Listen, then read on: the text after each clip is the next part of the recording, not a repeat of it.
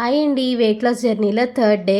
Daily glass honey with hot water తాగేదాన్ని కదా, ఇప్పుడు కొంచెం పెంచి half litre honey with hot వాటర్తో పాటు 5 ఆల్మండ్స్ తినేసి కాసేపు యోగా ఎక్సర్సైజెస్ చేశాను. ఫుడ్ చూపించి వర్కౌట్స్ చూపించకపోతూ ఉంటే సబ్స్క్రైబర్స్ ఫీల్ అయిపోతున్నారు. Try to understand. వర్కౌట్స్ అన్ని చూపించడం చాలా కష్టం కదా.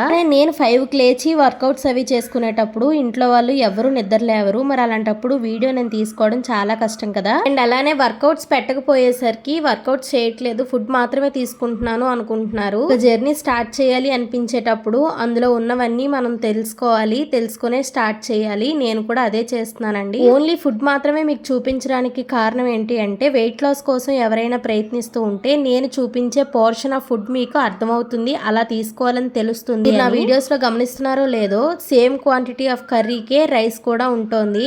అన్ని సేమ్ మెజర్మెంట్ లో తీసుకుంటున్నాను.